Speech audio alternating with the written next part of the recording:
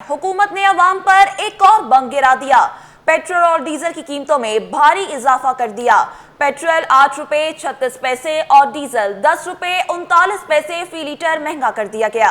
रात का एक मरतबा फिर पेट्रोलियम मसनूआत की कीमतें बढ़ा दी गई। पेट्रोल और डीजल की कीमतों में भारी इजाफा कर दिया गया। पेट्रोल 8 रुपए 36 पैसे और डीजल 10 रुपए 39 पैसे फी लीटर महंगा कर दिया गया। एक महीने के दौरान 10 रुपए से ज्यादा कीमत पेट्रोलियम मसनूआत पर बढ़ाई गई है। वसीम इफ्तिखार की रिपोर्ट देखिए। अवाम पर महंगाई का एक और कारी वार। पेट्रोल और डीजल की कीमतों में होशरुबा इजाफा। हुकूमती ऐलान ने अवाम की कमर तोड़ दी। पेट्रोलियम मसनूआत की कीमतों में इजाफे का ऐलान होते ही अवाम में तशवीश की लहर दौड़ गई। नई कीमतों के मुताबिक पेट्रोल अब 266 रुपए 79 पैसे और डीजल 272 रुपए 98 पैसे फी लीटर फरोख्त हो रहा है। वजारत खजाना ने कीमतों में इजाफे का बाकायदा नोटिफिकेशन जारी कर दिया है, जिसके बाद मुल्क भर में नई कीमतों पर फरोख्त होना शुरू हो चुकी है।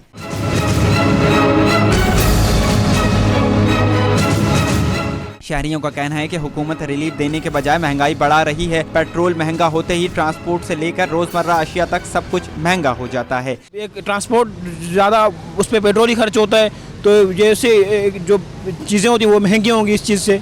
यार ये तो गलत है ना, इतना महंगाई पे ये डीजल इतना महंगा हो रहा है, बहुत गलत है ना। इसको कम होने के बजाय आगे जा रहा है, इस तरह तो गलत है। अवाम का मुतालबा है कि हुकूमत पेट्रोलियम मसनूआत महंगी करने के बजाय ठोस और पायदार इकदाम करे ताकि महंगाई के तूफान पर काबू पाया जा सके। कैमरामैन राना जहांज़ेब के साथ वसीम इफ्तिखार, सिटी 21।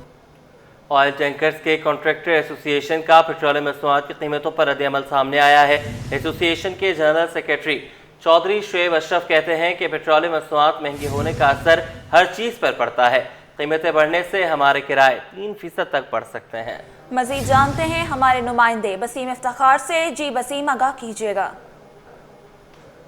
की यहाँ से पेट्रोल मसनूआत की कीमतों में इजाफा कर दिया गया है। बिल्कुल हम डीजल के हवाले से बात करें तो डीजल फी लीटर 10 रुपये 39 पैसे महंगा किया है, जिसके बाद डीजल की नई कीमत जो सामने आई है वो 272 रुपये 98 पैसे सामने आई है। इस वक्त मेरे साथ मौजूद हैं चौधरी शुएब अशरफ, जो कि जनरल सेक्रेटरी हैं ऑयल टैंकर कॉन्ट्रैक्टर एसोसिएशन के। डीजल की कीमतों में इजाफे का क्या असर हम देख रहे हैं कि ऑयल टैंकर की जो इंडस्ट्री है, जो सेक्टर है, उस पर पड़ेगा? जो डीजल की प्राइसेस और पेट्रोल की प्राइसेस बढ़ी हैं तो इसका डायरेक्ट इम्पैक्ट आवाम के ऊपर ही आता है, क्योंकि जिस चीज़ में बढ़ेंगी अखराजात बढ़ेंगे तो अखराजात तो वसूल लोग करेंगे, फ्रेट बढ़ जाएगा और बाकी चीज़ें भी इसके साथ सब कुछ बढ़ जाएगा और डायरेक्ट इम्पैक्ट आवाम के ऊपर ही आना है। अभी जैसे ये पेट्रोल डीजल की प्राइसेस बढ़ गई हैं तो इसकी वजह से गुड्स में हो सकता है तकरीबन 5% तक किराया बढ़ जाए। ऑयल सेक्टर में हमारा 2 से 3% तक बढ़ जाएगा। तो इसी तरह ये तो चेंज आएगा ही आएगा। ऑयल के प्राइसेस मतलब के बढ़ने से डायरेक्ट असर आवाम के ऊपर ही आता है, परचेजर वही है डायरेक्ट उसका। और इस दफ़ा जो गवर्नमेंट ने बढ़ाया है इसमें इंटरनेशनल मार्केट में तो प्राइसेस कम हुई हैं, लेकिन मेरे ख्याल में बजट में जो टैक्सेशन वगैरह लगाई है उसकी वजह से ये इम्पैक्ट ज़्यादा आया है। तो अभी देखें इसके ऊपर क्या गवर्नमेंट कोई रिलीफ देती है या मजीद इसमें सख्ती आती है, ये तो भी टाइम के साथ पता चलेगा। आज ये थे चौधरी शुएब अशरफ, जिनका कहना है कि आलमी मार्केट में तो पेट्रोल मसनूआत की कीमतें जो है वो कम हुई हैं, लेकिन जो मुकामी सतह पर इस वक्त जो हुकूमत की जानिब से पेट्रोल मसनूआत की कीमतों में इजाफा किया गया है, उसकी वजूहात जो सामने आई है वो ये है कि बजट में जो टैक्सेशन की सूरत सामने आई है तो उसका असर जो ऑयल इंडस्ट्री है उस पर पड़ा है, और उसके साथ साथ हुकूमत की जानिब से पेट्रोल मसनूआत की कीमतों में इजाफा किया गया है। और यही वजह है कि जो इस इजाफे को मद्देनजर रखते हुए जो ऑयल टैंकर सेक्टर है, इनकी कीमतें जो हैं या फिर इनके किराया तकरीबन 2 से 3% तक बढ़ सकता है। जी, हुकूमत ने एक बार फिर अवाम पर पेट्रोल बम गिरा दिया। पेट्रोल और डीजल की कीमतों में होशरुबा इजाफा। शहरियों ने फैसले को मुस्तरद करते हुए फौरी रिलीफ का मुतालबा किया है। तो सलाह जानेंगे अक्सा शेख से, जो इस वक्त कयूमाबाद के रिक्शा स्टैंड पर मौजूद हैं। जी अक्सा। बिल्कुल, हुकूमत की जानिब से शहरियों के ऊपर महंगाई का एक और बम गिरा दिया गया है। पेट्रोल की कीमत में 36 पैसे इजाफा कर दिया गया है। इस कीमत को बढ़ाने की वजह से जो रिक्शे वाले हैं या जो आम शहरी है उनको कितनी परेशानी का सामना है। इस वक्त मैं मौजूद हूँ कयूमाबाद के रिक्शा स्टैंड पर, जहाँ पे अपने रोजगार के लिए सुबह सवेरे से ही ये रिक्शे वाले आके खड़े हो जाते हैं। इनसे मैं बात करूँगी, आप ये बताएगा हुकूमत की जानिब से पेट्रोल की कीमत बढ़ा दी गई है, 8 रुपये बढ़ा दिए हैं, तो पेट्रोल की कीमत बढ़ाने से आप लोगों को कितना नुकसान होगा मज़ीद? और इसमें हमारा बहुत नुकसान होता है। इसमें हमारा खाने पीने की चीज़ों पे कीमत बढ़ता है। हमारा सवारी हमको पैसा वही देगा जो पहले देते थे।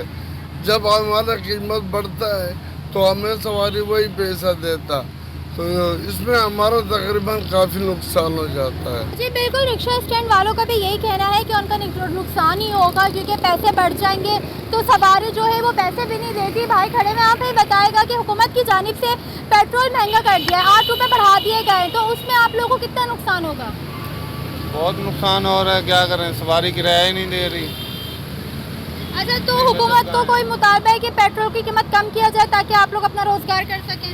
जी जी, ये तो अभी देखें आप, पहले कितना रेट था पेट्रोल का, अभी आप जितना बढ़ा रहे हैं पेट्रोल, गलत बात है ना। जी बिल्कुल, रिक्शा स्टैंड वाले हो गए जो रिक्शा चला रहे हैं या फिर वो लोग जो कि रोज़मर्रा की कमाई जो है अपने घरों पे लेके जाते हैं और उनके घर का चूल्हा जलता है, उनके ऊपर एक और बम गिरा दिया गया है। पेट्रोल की कीमत बढ़ा दी गई है। पेट्रोल की कीमत बढ़ती है तो खुद ही जो दूसरी चीज़ें हैं उनकी कीमतें भी बढ़ जाती हैं।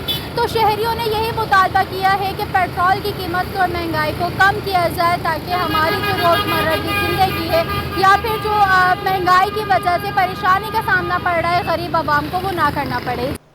सनतकारों ने बजट इक़दामात इंडस्ट्री के लिए मुश्किलात का बायस करार दे दी।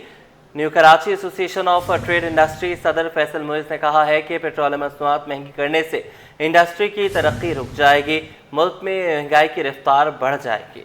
मज़ीद तफसीलात जानते हैं ब्यूरो चीफ अशरफ खान से। जी अशरफ, अपडेट कीजिएगा। देखा नया माली साल शुरू हो गया लेकिन हुकूमत की जानिब से जो भारी टैक्सेस सेसेस ये लगा दिए गए, उसका क्या इम्पैक्ट होगा, इकॉनमी पे कितना इम्पैक्ट होगा जानते हैं। North Karachi association of trade industry के सदर हमारे साथ मौजूद हैं, उनसे जानते हैं क्या इम्पैक्ट देख रहे हैं फैसल साहब कि अब भारी टैक्सेस लग गए हैं, आपके किराए बढ़ने जा रहे हैं, तो क्या इंडस्ट्री चल पाएगी? बेसिकली ये दिखाया जा रहा है कि हमने बड़ा रिलीफ दिया है बजट में, लेकिन बजट इस वक्त जो है वो तबाही का शिकार है इस वक्त इंडस्ट्री पूरी तरह। आप देख लें कि बजट के अंदर जो लेवीज़ लगाई गई हैं अपना पेट्रोलियम प्रोडक्ट पे लगाई गई हैं या गैस पे लगाई गई हैं, वो कहाँ से एक इंसाफ किया है। वैसी कीमतें इतनी ज़्यादा थी, कॉस्ट ऑफ डूइंग बिज़नेस जो है वो ख़त्म हो गया है, हम इंटरनेशनल मार्केट में कम्पीट ही नहीं कर पा रहे हैं। जो मसाइल हमारे साथ शिकार हैं, आप देखें ना, कॉस्ट आप दूसरे मुल्कों में जाएं तो यही गैस 13 रुपये में मिलती है बांग्लादेश में, या इंडिया जाएं तो ये भी जो है वो 10 रुपये में गैस मिलती है, और ये आज 45 रुपये पर MMBTU गैस हमें मिल रही है। हम किस तरह इंटरनेशनल मार्केट में कम्पीट करेंगे? इसके अलावा आप देखें कि इस वक्त कराची शहर के साथ जो एक ज़्यादती का तसलसल है, बेसिकली FBR के कानून जो बने हैं, जो 37AA है कि एक जूनियर क्लर्क को जो है वो इजाज़त दे दी गई है कि अपना आप जाके किसी तरह भी जो है वो अपना रेड मारें और ये करें, तो इस तरह का काला कानून तो कभी नहीं बना था। फिर दूसरी बात ये है कि आपके सामने इंफ्रास्ट्रक्चर का पैसा है 15 अरब रुपए, जो 15 अरब रुपए अनाउंस किए हैं फेडरल गवर्नमेंट ने। इतना बड़ा मेगा सिटी जहाँ की आबादी 3 से 4 करोड़ के करीब है, इस सिटी के अंदर आप जो है वो चाह ये रहे हैं कि 15 अरब रुपए दे के इसको खुश कर दें। It's a peanut. आप नॉर्थ कराची और फेडरल एरिया की मिसाल लें, 20 अरब का तो टैक्स हम सालाना देते हैं इन दो एरिया से, आप पूरे कराची का बजट 15 अरब रख रहे हैं। उसके अलावा बहुत बेशुमार मसाइल हैं जिस वक्त इस वक्त बजट में हमें समझ भी नहीं आ रहा है कि क्या चल रहे हैं क्या नहीं हो रहे हैं। लेकिन मसला ये है कि इस वक्त पेट्रोलियम प्रोडक्ट से जो कल इंक्रीज़ आया है उससे एक बहुत बड़ा मसला क्रिएट हो गया है कि हमारे जो फेयर्स हैं, बेसिकली जो रॉ मटेरियल पंजाब से और ट्रैवल करके सिंध आता है, और जहाँ कराची जैसी इंडस्ट्री जो एक्सपोर्ट ओरिएंटेड इंडस्ट्री है, 54% एक्सपोर्ट करती है इस मुल्क का, उसकी कॉस्ट ऑफ डूइंग बिजनेस बढ़ गई है। मसला ये है कि हमें इस कर्जे से निजात फौरी तौर पे लेनी है। इसके लिए हर स्टेक होल्डर को आपने IMF के साथ इन्वॉल्व करना पड़ेगा और मामलात को हल करना पड़ेगा। जी, जैसा कि आपने सुना अहम तजावीज़ भी दी हैं, कहा है कि हुकूमत इस वक्त फौरी तौर पर जो माहिरीन हैं और जो आपके जो इंडस्ट्रियलिस्ट हैं उनके साथ बैठ के मुशावरत करे, IMF से बात करे, क्योंकि ऐसे मजीद टैक्सेस लगे तो इंडस्ट्री नहीं चल पाएगी। जारी गैंग वॉर के कारिंदे बैरून मुल्क बैठकर गैंग ऑपरेट करने लगे। पुराना गोलीमार जहानाबाद में मनशियात फरोशों की हलाकतों के बाद नए कमांडर्स की एंट्री। पुराना गोलीमार में रियासत जदगाल का छोटा भाई छोटा जदगाल सरगर्म, जहानाबाद में लिहारी गैंगवॉर के अरशद पप्पू का छोटा भाई बिलाल पप्पू सरगर्म। दोनों कमांडर्स ने शूटर्स मनशियात सप्लाई के लिए ग्रुप बनाना शुरू कर दी है। मज़ीद तफसीलात जानते हैं मिराज अख्तर से। जी मिराज, आगाह कीजिएगा। जी बिल्कुल, बहुत बड़ी बात है। इस कराची में जो है क्राइम को कंट्रोल करना पुलिस के लिए जो है मुश्किल से मुश्किल तर होता जा रहा है। हमने माजी में ये देखा था कि केमाड़ी पुलिस ने जो है ज़िले केमाड़ी पुलिस ने पुराना गोली मार में बहुत सारी कार्रवाइयाँ की, बहुत सारे मुलजमान वहाँ पे मारे भी गए, मनशियात के अड्डे मस्मार कर दिए गए। जहानाबाद में भी कार्रवाइयाँ की गई।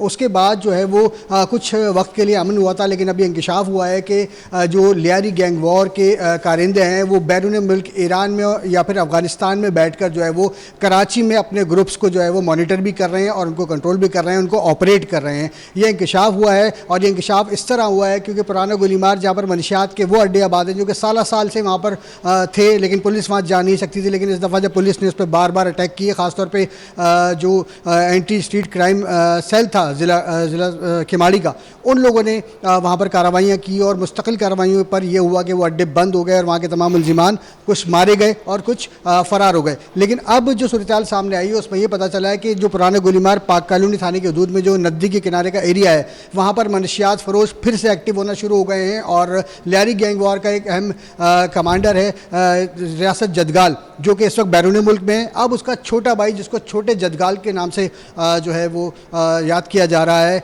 वो एक्टिव हुआ है और उसने अब वहाँ पर शूटर्स और जो दीगर उसके मनशियात की सप्लाई की चेन के लोग थे और मनशियात की पैकिंग के काम करने वाले थे, उन सबकी बाकायदा हायरिंग शुरू कर दी है तनख्वाहों पर और दोबारा से उस गैंग को एक्टिव करने में लगा है। इसी तरह जहानाबाद का एक इलाका है, ये भी केमाड़ी टाउन के अंदर ही आता है, उसके अंदर जो है वो लियारी गैंग वॉर का एक बड़ा अहम कारिंदा हुआ करता था अरशद पप्पू, जो कि मारा गया था। और उसके बाद जो है उसका जो भाई है बिलाल पप्पू, अब उसने वहाँ की कमांड संभाली है और वहाँ जितने भी ऑपरेशंस हुए थे और मनशियात के अड्डे मस्मार हुए थे, बंद किए गए थे, लोग गिरफ्तार हुए थे, अब उनकी जगह नए लोगों को लाया जा रहा है, नए लोगों की हायरिंग की जा रही है। और यहाँ तक पुलिस ज़राए का बताना है SSP केमाड़ी का कि फैज़ान अली, उनसे हमारी बात हुई है खुसूसी तौर पर इस हवाले से। उनका ये कहना है कि ये यहाँ पर जो है वो शूटर्स को यानी कि किराए के कातिलों को भी हायर किया जाता है, जो कि शहर के मुख्तलिफ इलाकों में जिसको आप कत्ल करवाना चाहें सुपारी देकर जो है वो कत्ल करवा सकते हैं। पेमेंट यहाँ पर होगी, यहाँ से बंदे सप्लाई किए जाएंगे।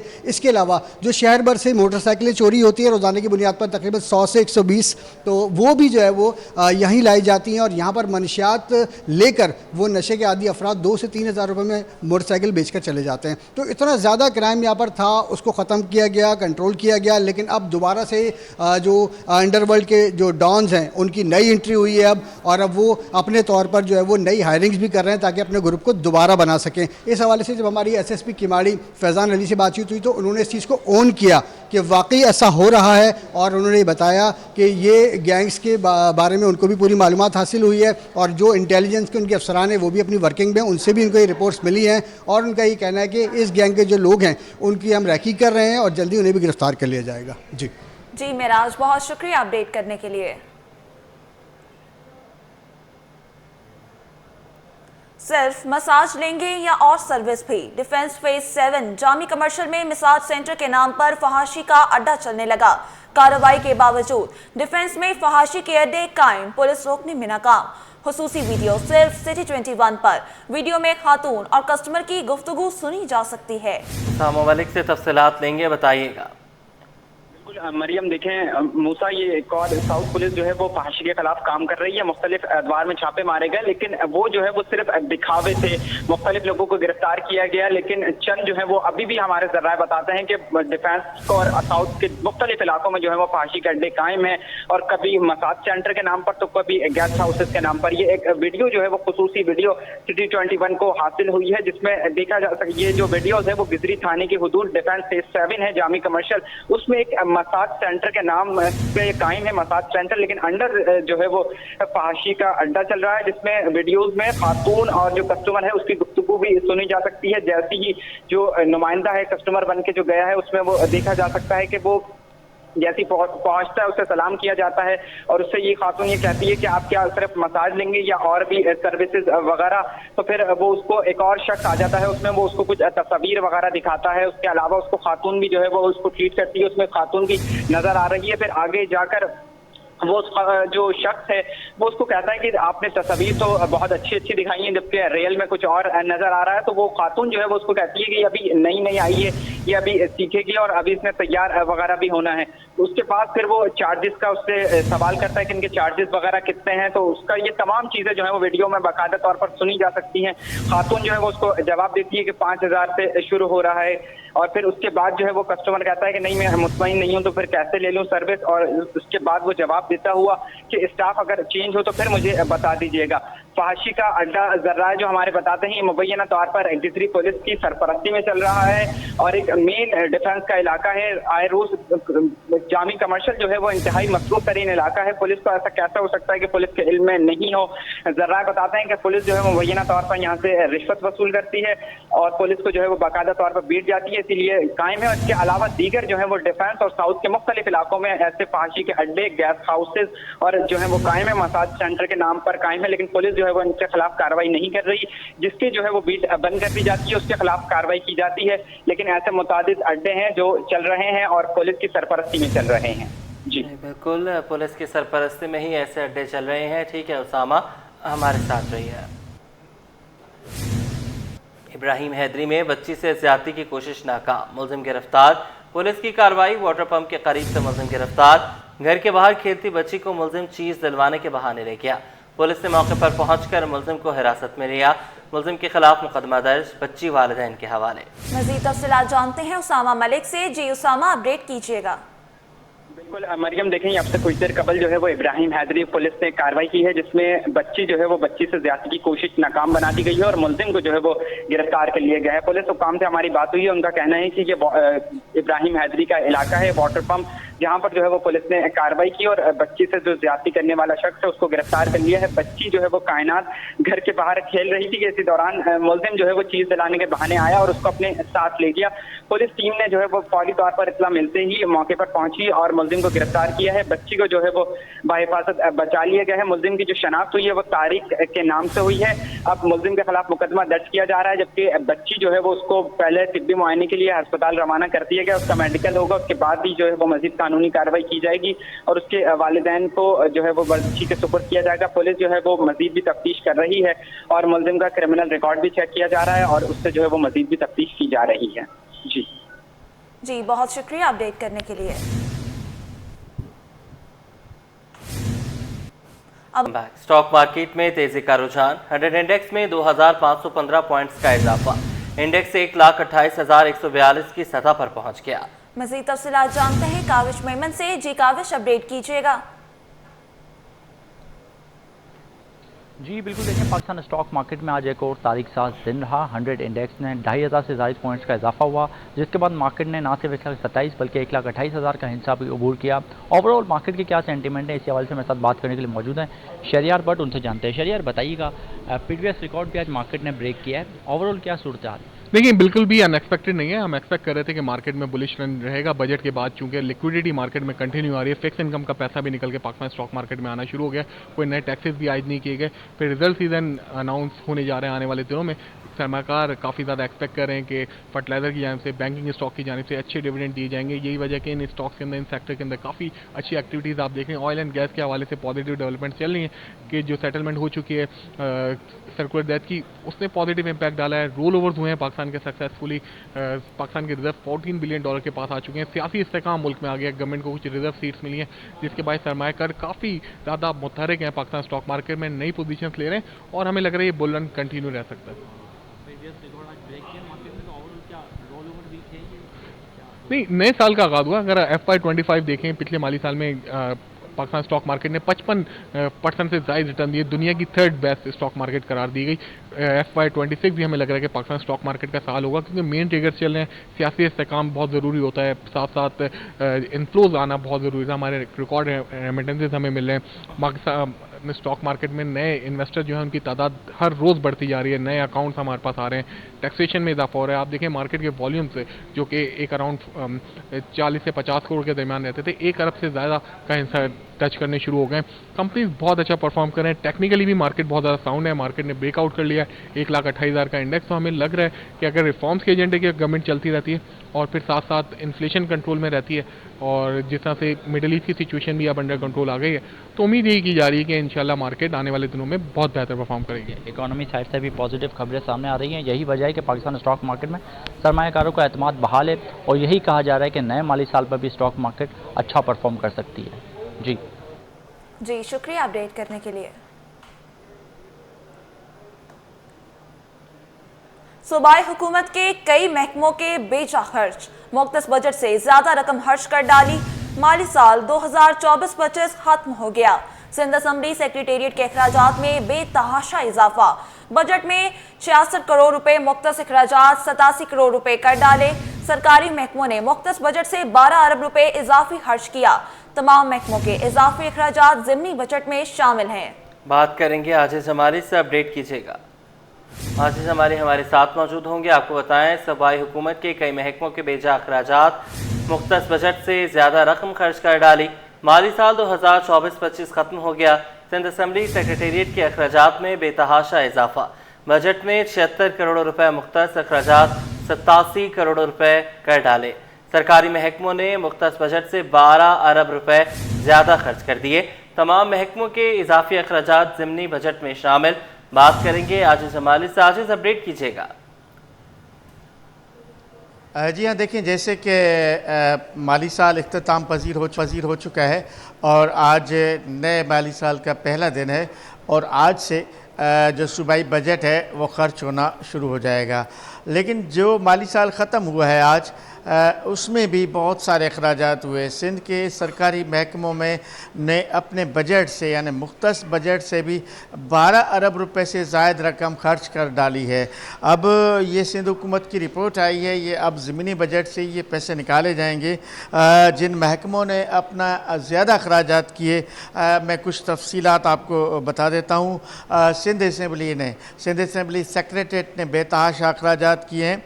उनके बजट में 76 करोड़ रुपए मुख्तस थे, जो उन्होंने खर्च किए वो 87 करोड़ रुपए हैं। वज़ीर आला सेक्रेटेरिएट ने 1 अरब 32 करोड़ रुपए के बजाय 1 अरब 63 करोड़ रुपए खर्च किए हैं। महकमा एंटी करप्शन ने बजट में मुख्तस 1 अरब 65 करोड़ के बजाय 2 अरब रुपए खर्च कर डाले हैं। महकमा तवानाई का बजट जो था वो 62 अरब 40 करोड़ रुपए था, लेकिन महकमा तवानाई ने 68 अरब 20 करोड़ रुपए खर्च किए हैं। महकमा ट्रांसपोर्ट का जो बजट था वो 7 अरब 61 करोड़ रुपए था, लेकिन उसने 11 अरब रुपए खर्च किए हैं। एजुकेशन वर्क्स डिपार्टमेंट का जो बजट था वो 8 अरब रुपए के बजाय उन्होंने 10 अरब 21 करोड़ रुपए खर्च किए हैं। बोर्ड ऑफ रेवेन्यू ने 8 अरब 94 करोड़ रुपए के बजाय 9 अरब 10 करोड़ रुपए खर्च किए हैं। इस तरह जो हमने कैलकुलेशन की है तो ये रकम 12 अरब रुपए से ज़्यादा बनती है जो सरकारी महकमों ने अपने बजट से ज़्यादा खर्च किया। ये जो मद है उसमें फ्यूल के मद में पैसे खर्च हुए हैं, स्टेशनरी के मद में पैसे खर्च हुए हैं और मुख्तलिफ जो अखराजात हैं महकमों के उन अखराजात गाड़ियों के मद में खर्च हुए हैं। अब ये अखराजात पूरे करने के लिए इनको ज़िमनी बजट में शामिल किया गया है। जी आजिज़, बहुत शुक्रिया अपडेट करने के लिए।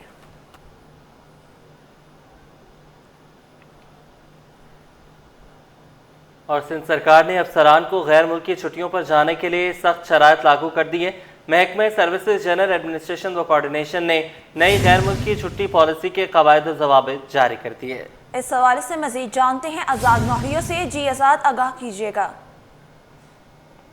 जी बिल्कुल, हुकूमत सिंध ने अफसरान की गैर मुल्की छुट्टियों के लिए सख्त शराइत लागू कर दी है। इस हवाले से सिंध में जो गैर मुल्की छुट्टियों पर अफसरान बाहर जाएंगे उनके लिए नए कवायद व ज़वाबित जारी कर दिए। इस हवाले से गैर मुल्की छुट्टियों के लिए नई पॉलिसी जारी कर दी। नई पॉलिसी महकमा सर्विसेज जनरल एडमिनिस्ट्रेशन व कोऑर्डिनेशन ने जारी की है। नई पॉलिसी के तहत अफसरान छुट्टी की दरख्वास्त रोजाना 11 बजे चीफ सेक्रेटरी ऑफिस में जमा करवाते हैं, जिसके बाद वक्त कम होने के बायस दरख्वास्त पर छानबीन नहीं की जा सकती है। इस हवाले से जो मरासा जारी किया गया महकमा SME की तरफ से, उसमें लिखा गया है कि दरख्वास्त कम अज कम 30 रोज पहले जमा कराना होगी।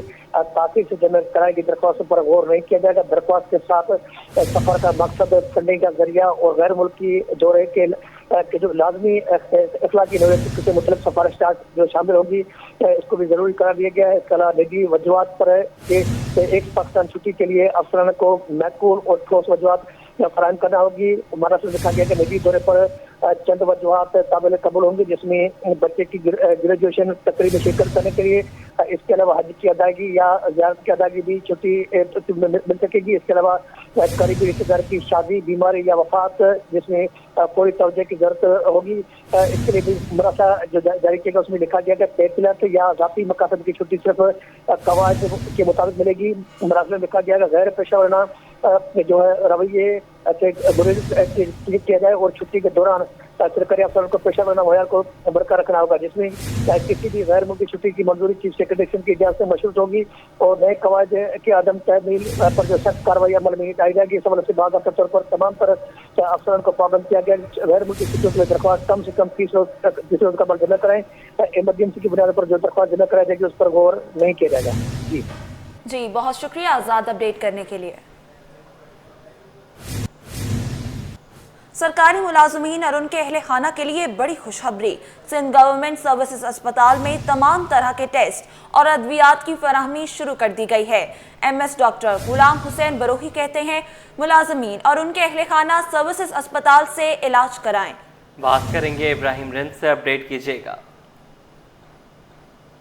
देखिए बिल्कुल सरकारी मुलाजमीन के लिए खुशखबरी है कि पहले से अब मज़ीद बेहतर अंदाज में सिंध गवर्नमेंट सर्विसेज अस्पताल में आने वाले सरकारी मुलाजमीन और उनकी फैमिली को तमाम टेस्ट की सहूलियात मज़ीद बेहतर अंदाज में मुफ्त फराम की जा रही हैं, जबकि जो दाखिल मरीज़ हैं उनको भी मियारी खाना फराम करने का सिलसिला शुरू हो चुका है और पहले भी था, लेकिन अब जो है मज़ीद टेस्ट और तमाम अद्वियात भी यहाँ पर वाफिर मिकदार में फराम कर दी गई हैं, जिस पर अस्पताल के MS भी इंतहाई खुशी का इजहार कर रहे हैं और दीगर डॉक्टर भी। तो हम बात करेंगे सर्विसेज अस्पताल के MS डॉक्टर गुलाम हुसैन बरोही साहब से कि वो इस इक़दाम को कितना अच्छा समझते हैं और मरीज कितने खुशी का इजहार कर रहे हैं, दीगर मरीज भी। सर बताइएगा तमाम अद्वियात मजीद अब बेहतर अंदाज में फराम करने का सिलसिला शुरू हो चुका है, पेशेंट की तादाद भी बढ़ चुकी है, कितनी बड़ी खुशखबरी है सरकारी मुलाजमीन और उनकी फैमिली के लिए? देखिए हमारी खुशी ये है कि हम अच्छे तरीके से पेशेंट को डिलीवर करें और उनकी सर्विसेज को हम बेहतर करें, ताकि जो भी सरकारी मुलाजमीन हैं, रिटायर्ड हो या हाजिर सर्विस हो या उनकी फैमिली हो, उनको हम बेहतर सहूलत फराम कर सकें। इस लिहाज से हमने मेडिसन जो हमारे पास है इंशाअल्लाह अल्हम्दुलिल्लाह हमारे पास वाफिर मकदार में है और अच्छी मेडिसन है। CRC सेंट्रल रेट कॉन्ट्रैक्ट के तहत जो हमने परचेज़ की हुई है बेहतरीन है और आला क्वालिटी की और बाकायदा ब्रांडेड मेडिसन भी है हमारे पास। उसके साथ साथ जो हमारे पास मेडिसन नहीं होती अगर, तो हम उसके लिए लोकल परचेज़ वगैरह का बंदोबस्त करते हैं। जो सरकारी मुलाजमीन हैं उनको जो भी मेडिसन प्रिस्क्राइब की जाती है हम उनको यहाँ से मुहैया करते हैं। साथ साथ लेबोरेटरी टेस्ट भी तमाम हो रहे हैं अभी?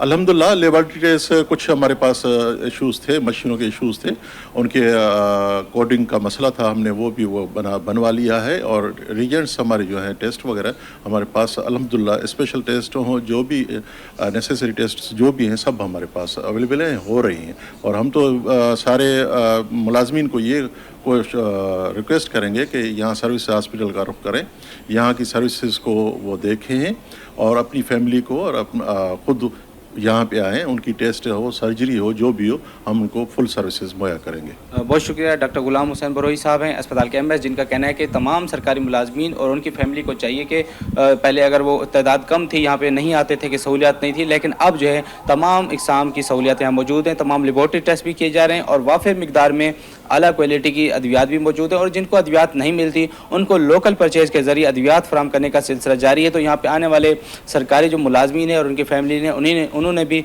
खुशी का इजहार किया है। जी वसूली के तमाम रिकॉर्ड टूट गए। चालान की मद में महकमा इंसदाद तजावुज़ात की 14 करोड़ 35 लाख से ज़ायद की रिकवरी।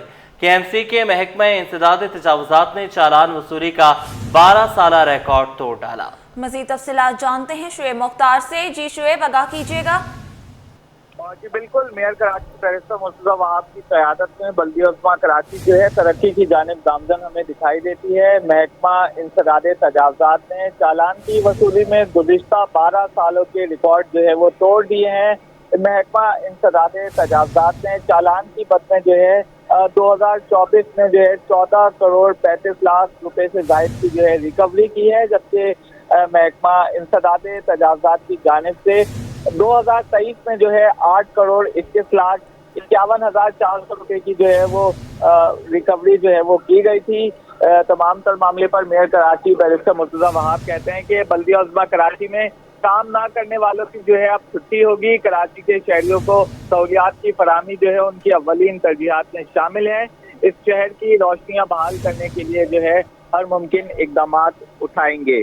जी ठीक है, बहुत शुक्रिया, आपने हमें अपडेट किया। सिंध एम्प्लॉयज एसोसिएशन का प्रेस क्लब के बाहर एहतजाजी कैंप में असातिज़ा की बड़ी तादाद मौजूद। ग्रुप इंश्योरेंस रिटायर्ड मुलाजमीन को भी दिया जाए, मुलाजमीन का मुतालबा। असातिज़ा ने कहा कि डिस्पैरिटी अलाउंस दिया जाए, बुनियादी तनख्वाह 70% की जाए। मज़ीद तफसीलात जानते हैं मोहम्मद खुर्शीद रहमानी से। जी खुर्शीद, आगाह कीजिएगा। जी, हम इस वक्त मौजूद हैं कराची प्रेस क्लब के बाहर, जहां पर असातिज़ा जो है वो सरापा एहतजाज है। गुज़िश्ता रोज़ भी असातिज़ा पर जो है वो लाठीचार्ज हुआ, वाटर कैन का इस्तेमाल हुआ और चंद असातिज़ा को जो है वो हिरासत में भी लिया गया। पाकिस्तान भर में या दुनिया भर में कहीं ऐसा नहीं होता जहां पर असातिज़ा पर जो है वो तशद्दुद किया जाए, उन पर वाटर कैन का इस्तेमाल किया जाए। असातिज़ा की जो तकरीब है, उनका एहतराम है, वो सबसे पहले अव्वलीन तरजीह होना चाहिए। लेकिन बदकिस्मती कह लीजिए, असातिज़ा का ये कहना है कि बदकिस्मती से जब भी यहाँ प्रेस क्लब पर असातिज़ा अपना एहतजाज करते हैं, अपने जायज़ जो मुतालबात हैं उनके हुकूक की जंग लड़ने के लिए कराची प्रेस क्लब के सामने एहतजाज के लिए बैठते हैं, तो इन पर जो वो इंतज़ामिया जो वो तशद्दुद करती है, वाटर कैन का इस्तेमाल करती है, जिससे एक उस्ताद की जो इज़्ज़त है, उसकी तकदीस है, अब वो पामाल होती है। आज भी यहाँ पर जो है वो सैकड़ों असातिज़ा इस वक्त जो है वो एहतजाजी कैंप के अंदर मौजूद हैं और अपने जायज़ मुतालबात रखे हैं, जिसमें इनका ये कहना है कि जो बुनियादी तनख्वाह है उसको 70% किया जाए, जबकि दीगर जो अलाउंसेज हैं वो किया। मेरे साथ इस वक्त जो है वो मरकज़ी चेयरमैन टीचर अलायंस एसोसिएशन के रहनुमा अशरफ खासकरी साहब मौजूद हैं। उनसे गुफ्तगू करेंगे कि गुज़िश्ता रोज़ जो है वो इन पर लाठीचार्ज भी हुआ, पुलिस ने वाटर कैन का इस्तेमाल किया। आज भी एहतजाजी कैंप में ये मौजूद हैं। आज क्या लाएअमल है और आज क्या असम्बली या वज़ीर आला उसका दोबारा उसकी तरफ ही रुख करेंगे। खासकरी साहब, आज का क्या लाएअमल है एहतजाज का आपका? बिस्मिल्लाहिर्रहमानिर्रहीम, बड़ी मेहरबानी 24 न्यूज़ की। कल आपने देखा कि 11 घंटे ये प्रेस क्लब से पोलो ग्राउंड और असेंबली चौक ये मैदान जंग बना रहा है और ये वाहिद मुल्क है जहाँ जो पाकिस्तान के आइन के 24 जो फंडामेंटल राइट्स की उसकी खिलाफवर्जी इस मुल्क में ही है। ये रेड जोन कहते हैं। वाइट हाउस से रेड जोन और कोई है, वहाँ पुरअमन प्रोटेस्ट होता है। वहाँ कभी आपने मीडिया ने देखा कोई शेलिंग, कोई वाटर कैन, कोई गिरफ्तारी, कुछ भी नहीं हुआ। यहाँ पुरअमन हम टीचर हैं या इस मुल्क के शहरी हैं। हम सीएम हाउस की तरफ हमारा ऐलान था कि भाई मार्च करेंगे, वहाँ हम 4 डिमांड देंगे। सीएम ने अपनी एक टीम भेजी, नासिर शाह साहब की सरह, उन्होंने कमीशन ऑफिसर से गुफ्तगू की, लेकिन मसाइल हल नहीं किए। 2 घंटे से बातें हो रही हैं कि हमें टाइम दो, तो हमने प्रोटेस्ट कंटिन्यू किया और ये चंद नहीं 300 इन्होंने गिरफ्तारी की थी। 300 रात DIG इधर आया था, 300 की फिगर हमने दी थी। वो हमारे सारे रात 12:30 बजे उन्होंने आज़ाद कर दिए। अब ये यहाँ हमने हंगर स्ट्राइक रखी है कैंप।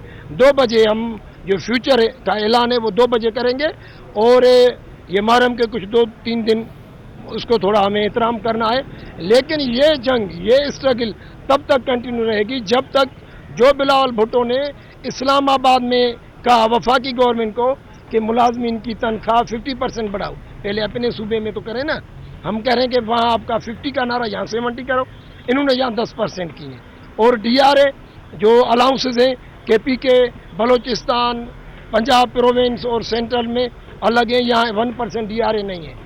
और तीसरा हमारा इशू है ग्रुप इंश्योरेंस और बैनुल फंड, जो हमारा अपना पैसा है, हमारी तनख्वाह से हर पहली तारीख को डिडक्ट होता है, वो गवर्नमेंट के पूल में। कि वज़ीर तालीम ने या CM सिंध ने कोई आपसे रब्ता किया है कमेटी बनाने के वजह से? कल नासिर शाह साहब आए थे CM के कहने पे, कमिश्नर फिनांस सेक्रेटरी ये गवर्नमेंट के, उन्होंने 2 घंटे बात की कि CM ने हमें भेजा है। हमने कहा हमारा ये 4 डिमांड 3 बातें हैं।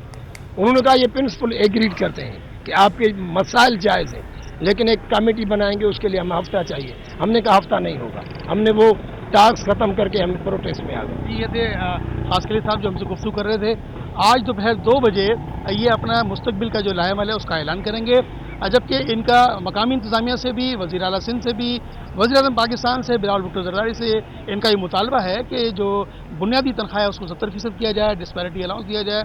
इसके अलावा ग्रुप इंश्योरेंस जो रिटायर्ड हमारे असातिज़ा हैं उनको भी ग्रुप इंश्योरेंस की जो फैसिलिटी है वो फराहम की जाए। और बदस्तूर ये अपने जायज़ मुतालबा के हक़ के लिए यहाँ पर बैठे हैं और जब तक मुतालबा पूरे नहीं हो जाते या कमेटी तश्कील नहीं दी जाती नहीं होते तब तक यहीं बैठे हैं। ठीक है, बहुत शुक्रिया आपने हमें अपडेट किया।